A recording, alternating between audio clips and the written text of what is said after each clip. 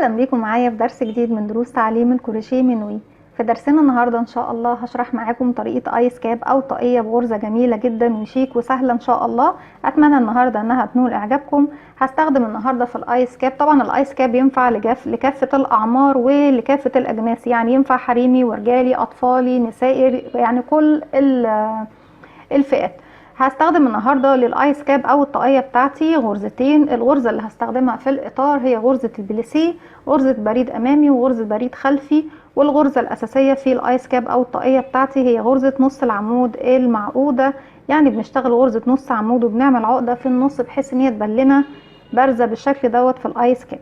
هنشوف النهارده كمان ازاي نقدر نحدد المقاس المناسب لاي طاقيه او ايس كاب لاي فئه عمريه، سواء رجل بالغ او امرأة بالغة او طفل او شاب او اي فئة عمرية. احنا طبعا ممكن نستخدم الجدول اللي احنا نزلناه قبل كده مع بعض او شرحته معاكم مع بعض، اللي هو جدول تحديد المقاس للطواقي لكافة الاعمار، وده عالمي طبعا واحنا متحدد من زمان. هنشوف طبعا اللي بنستخدمه من الجدول دوت واحنا بنعمل اي طاقية او اي ايس كاب. بنستخدم حاجتين، بنستخدم محيط الرأس اللي هو بيكون الدوران بتاع الرأس اللي بنشتغل عليه، وبنستخدم طول الايس كاب. النهارده مثلا ممكن نعمل الايس كاب لطفل من سن يوم لسن 3 شهور. هنشوف احنا طبعا الايس كاب بتاعتنا بنبداها من تحت لفوق، يعني مش زي كل الطواقي اغلبيتها بنبداها من فوق من عند القرص من الدايره هنا، وبنعملها طبعا بطريقه تانية احنا شرحناها قبل كده، ان احنا لما بنبدا الايس كاب من فوق بناخد دوران الراس بنطرح منه 3 سم، عشان طبعا لما الايس كاب يوسع يكون في فرق، او احنا سايبين مسافه عشان ما تترهلش مننا على 3.14 بيديني قطر الدايره اللي هو جاهز عندنا هنا موجود طبعا في الجدول. انا بشتغل على قطر الدايره دوت، بفضل اشتغل قرص لغايه ما اوصل لقطر الدايره بتاع الايس كاب للسن اللي انا محتاجاه. ولو ما عنديش الجدول او مش هشتغل على الجدول وهشتغل على الشخص مباشره، انا بقيس المقاس بتاع الراس بتاعه من اسفل منطقه في ظهر او في خلف الراس اللي هي بتكون من تحت خالص، وبلف المقاس بتاعي. طبعا المتر بتاعي بيكون طبعا مهم معايا، المتر بتاعي بلفه على الراس لغايه ما اوصل لاعلى منطقه فوق الجبين فوق الحواجب، وبحط الصفر على الرقم طبعا اللي هيطلع لي. المقاس دوت هو اللي انا بشتغل الايس كاب بتاعي عليه، وعلى الاساس دوت انا بقدر احدد المقاس الخاص بالطاقيه بتاعه السن اللي انا محتاجاه. النهارده احنا اتفقنا ان احنا نعمل الايس كاب بتاعنا من سن يوم ل3 شهور. هنشوف دلوقتي دوران الراس. انا دلوقتي ما عنديش شخص هشتغل عليه، فبالتالي هستخدم الجدول المقاسات العالمي. المحيط عندنا دلوقتي 33 من 33 سنتي ل 36 سنتي. الطول 15 من 12 ل 15 سنتي. هنشوف طبعا الطول اللي احنا هنحس ان هو مناسب للشخص اللي قدامنا، وممكن طبعا هو هنشوف العمر قد ايه بالظبط. يعني مثلا لو الطفل اللي معايا دوت هعمل له الايس كاب عنده من يوم لشهر مثلا، هعمل له الايس كاب طوله 12 سنتي. لكن لو عنده 3 شهور بالظبط فهعمل الايس كاب 15 سنتي، وهكذا بردك بالنسبه لمقاس محيط الراس نفسه. لو هو طفل اقل من 3 شهور بالظبط هعمله بدايه من 33 سنتي، لكن لو هو 3 شهور تماما هعمله 36 سنتي. يعني ال 33 سنتي وال 36 سنتي دول او كمان ال 12 وال 15 الخاصين بالطول، دول احنا بنحددهم حسب طبعا العمر بالظبط بتاع الطفل. يعني مثلا انا عندي هنا في مقاس تاني من 3 ل 6 شهور. اثناء مثلا لو عنده 4 شهور، لو عنده 5 شهور بستخدم مقاس مثلا 36، لكن لو هو عنده 6 شهور بالظبط بستخدم المقاس 43. علشان كده هي بتكون ارقام تقريبيه احنا ممكن نستخدمها. فانا النهارده هستخدم الطفل هو عنده شهر اساسا، فانا هستخدم اللي هو المقاس 33 سنتي. طبعا انا مش هاخده 33 سنتي بالظبط، لان هو مش طبعا يوم او يومين او اسبوع، هو تم الشهر، فبالتالي انا عايزه اعمل اكتر من 33 سنتي شويه، فهخليه 35 سنتي. هيبقى ما بين البنين، يعني ما بين اليوم سن اليوم وما بين سن ال3 شهور. اول حاجه طبعا بجيبها الادوات بتاعتي اللي هستخدمها النهارده. انا هستخدم خيط سميك زي ما احنا شايفين، صوف سميك، وهستخدم معاه ابره رقم 4.5 ملم، والولاعه والمقص والمتر بتاعنا اللي هنقيس بيه. اول حاجه بنبدا نعملها بسم الله الرحمن الرحيم. انا هعمل مجموعة من السلاسل تكون 35 سنتي. بسم الله الرحمن الرحيم. اول حاجة هبدأ اعملها انا بعمل عقدة البداية، وبشتغل مجموعة من السلاسل. طبعا انا مش هعدهم دلوقتي لان انا هشتغل مجموعة من السلاسل لغاية ما توصل معايا ل 35 سنتي او 34 سنتي، يعني هنشوف واحنا بنشتغل بالشكل ده. دي مجرد بس سلسلة البداية، وزي ما اتفقنا هنبدأ الايس كاب بتاعنا من تحت لفوق.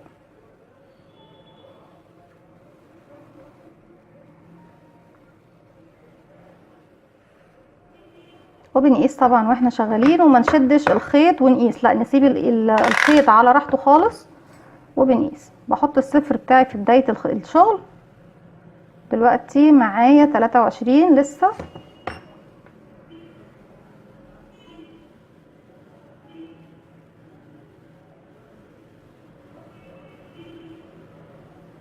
وطبعا بعد ما نخلص الايس كاب لو حابين تسيبوها ساده كده حلوه، ولو حابين تحطوا لها كرة فرو او كرة بونبون بردك ده يرجع لكم.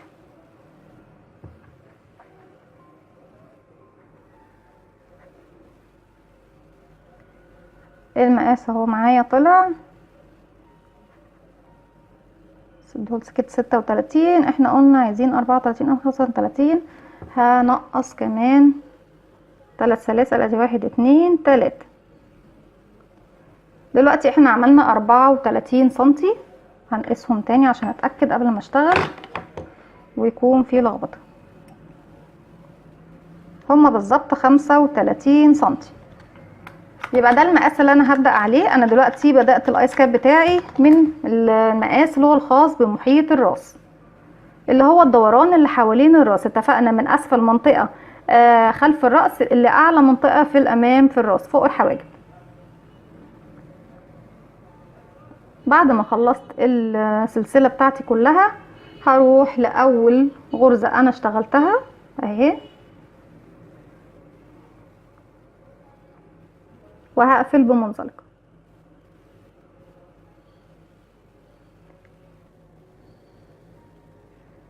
من نفس المكان اللي أنا واقفة فيه زي ما احنا شايفين اهو، هرتفع 3 سلسلة 1 2 3، ودي ارتفاع غرزة العمود بلفة بتاعي، وهشتغل السطر كله بغرزة عمود بلفة. طبعا ال3 سلاسل الارتفاع دول المفروض ان هم يكونوا عمود بلفة، بس انا هتجاهلهم لان انا مش عايزة ان انا ابدأ العد من عندهم.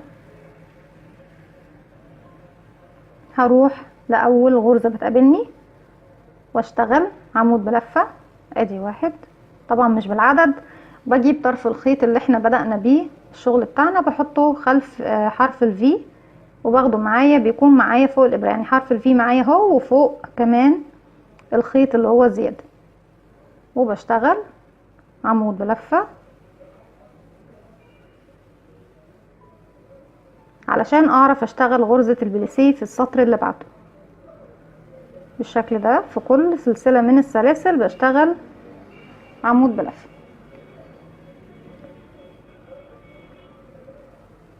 وهشتغل طبعا على كل الاعمدة الموجودة قدامي او كل السلاسل الموجودة قدامي غرزة عمود بلفة.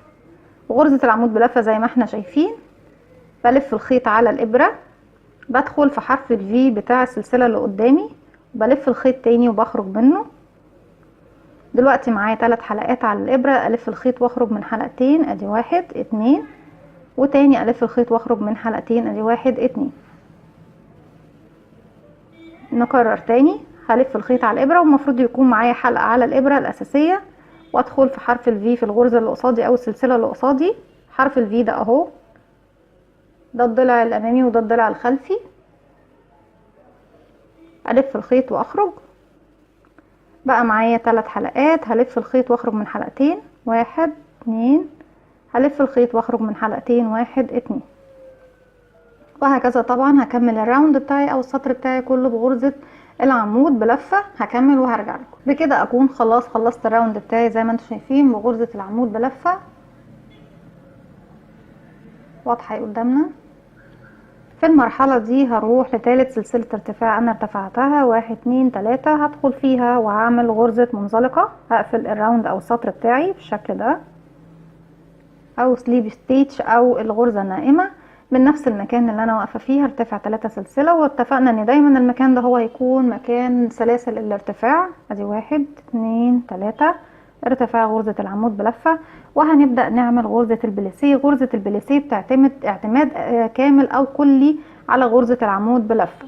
هي بتكون غرزة عمود او بريد امامي وغرزة بريد خلفي. يعني انا ما بشتغلش في حرف الفي زي ما انتم شايفين، ده حرف الفي اهو للغرزة ده، مش هشتغل فيه.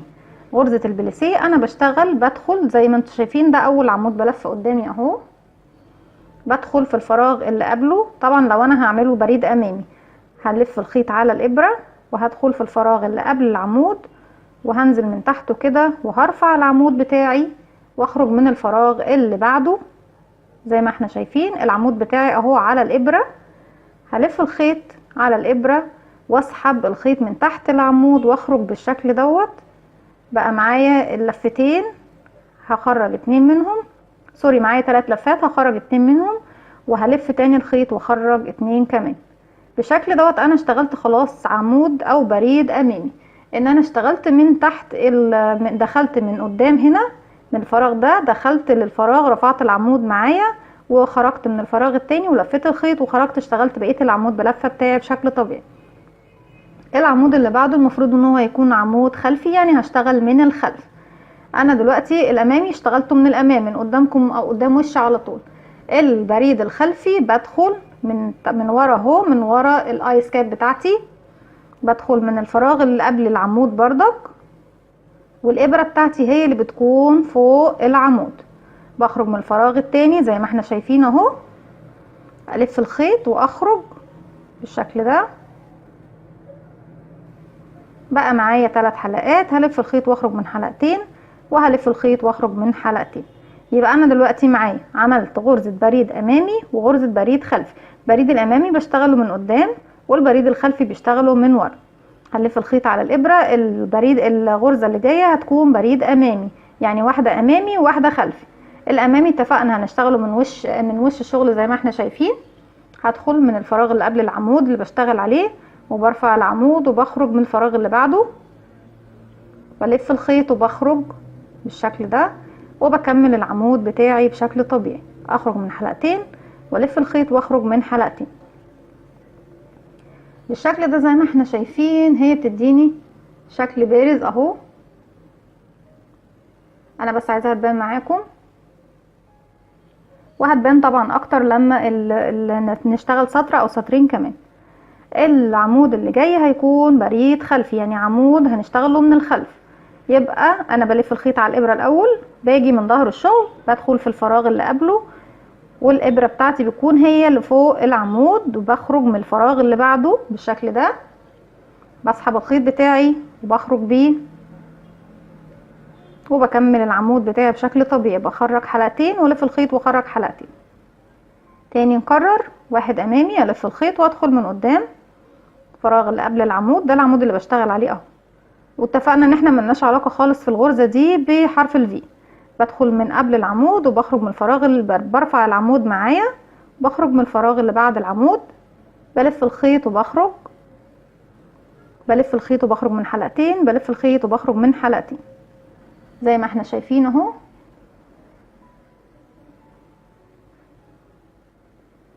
بدأت تبان معانا، هو يمكن بس عشان الخيط غامق شوية.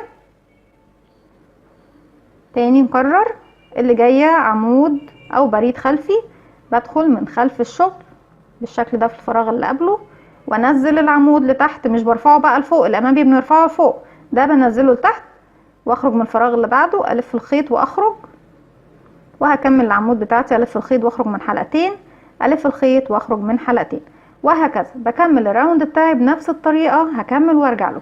زي ما انتم شايفين انا كده خلصت الراوند بتاعي، وبدأت الغرزة بتاعتي تبان اهي زي ما احنا شايفينها.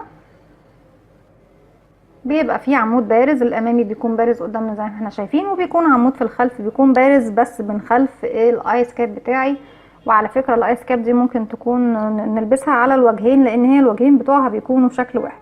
دلوقتي الثلاث سلاسل اللي انا ارتفعت بيهم زي ما احنا شايفين اهم، 1 2 3. في ثالث سلسلة هرتفع ارتفاع انا ارتفعتها، هقفل بغرزة منزلقة، هرتفع تاني 3 سلسلة 1 2 3 عشان ابدأ الراوند الجديد. طبعا انا مش هحدد بقى زي الراوند اللي فات اقول لا انا هبدأ مثلا بواحدة امامي وواحدة خلفي وكده، لا انا دلوقتي قدامي الشغل هو اللي بيوضح لي ايه اللي انا هشتغل. انا دلوقتي اللي هشتغله زي ما احنا شايفين ده عمود بريد امامي، لان هو اللي بارز قدامي، اول حاجة باينة اهي وهو بارز قدامي، فانا فهمت ان هو عمود او بريد امامي، فهشتغل كمان غرزة بريد امامي. طالما هي بريد امامي يبقى هشتغلها دايما غرزة بريد امامي. البريد الامامي بنلف الخيط على الابرة، بدخل من الفراغ اللي قبل العمود زي ما احنا شايفين، وبرفع العمود معايا على الابرة، وبخرج من الفراغ اللي بعده، بلف الخيط وبخرج معايا 3 حلقات، هلف الخيط واخرج من حلقتين، والف الخيط واخرج من حلقتين بالشكل ده زي ما احنا شايفين اهو.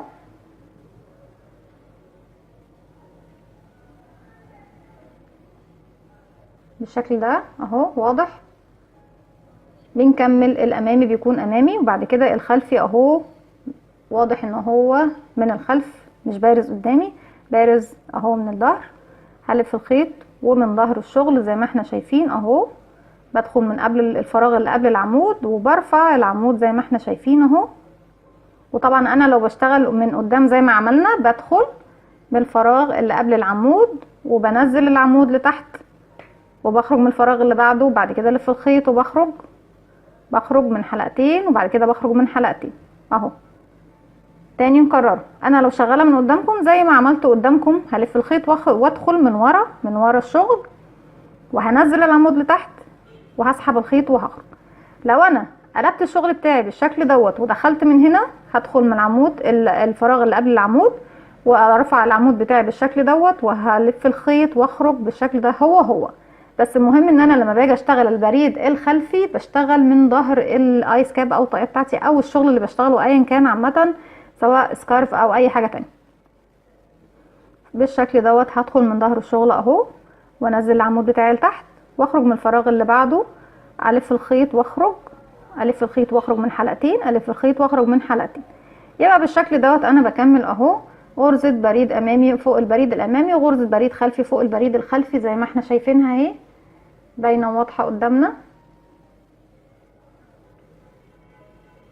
وبكمل الشغل بتاعي دي البريد الامامي زي ما احنا شايفين، والبريد الخلفي بتكون مضغوطه لجوه او بارزه من الظهر. بكمل المفروض انا لو هكمل طبعا راوند تاني فهكمل بنفس الطريقه دي، بس طبعا انتوا عارفين ان هو ايس كاب لبيبي صغير، فبالتالي انا مش هقدر اكمل السطر اللي جاي دوت بنفس الغرزه دي او بنفس غرزه البليسيه. انا هستكفى بالسطر دوت اللي احنا عملناه، لان هي ارتفاع الايس كاب كله على بعضه حوالي 12 او 13 سنتي، فبالتالي انا هستكفى خلاص. لكن انتوا طبعا لو هتعملوا غرزه لو هتعملوا ايس كاب لشخص بالغ فبنشتغل سطرين او 3 من الغرزه بتاعتنا دي حسب طبعا الاطار او عرض الاطار اللي انتوا محتاجينه.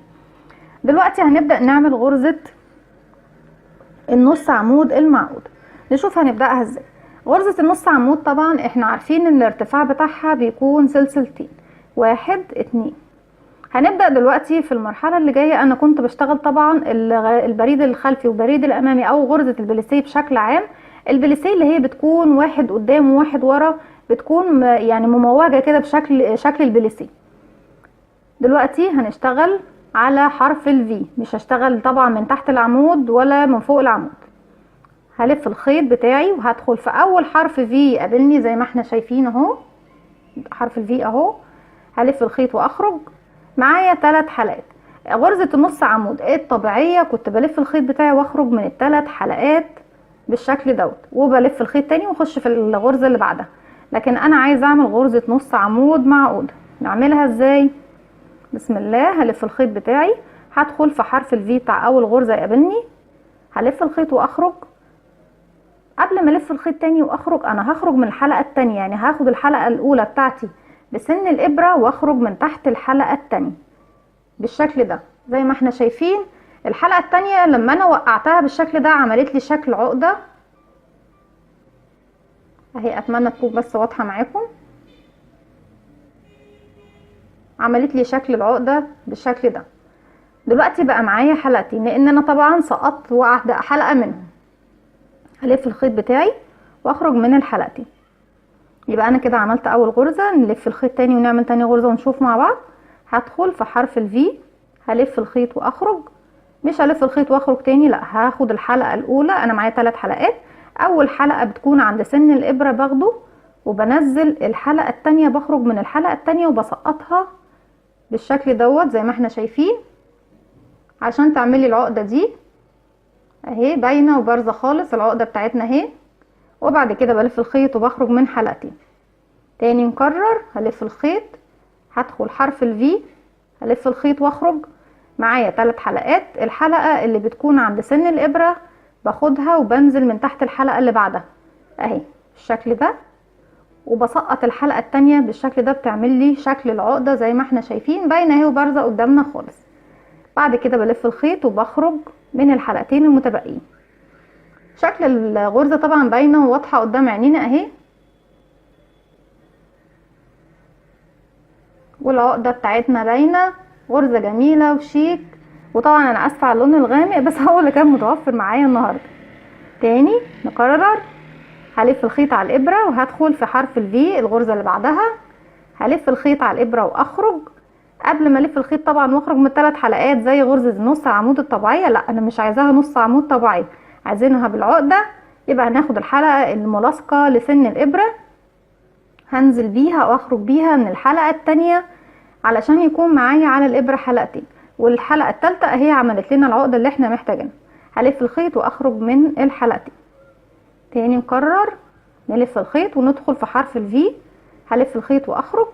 هاخد الحلقة اللي عند سن الابرة واخرج من الحلقة التانية بالشكل ده، عملنا العقدة. بعد كده الف الخيط واخرج من الحلقتين.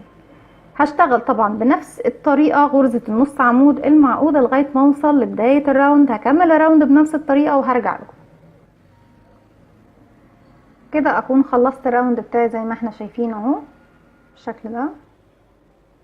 هقفل منزلقة طبعا في تاني سلسلة انا ارتفعت بيها، دي 1 2.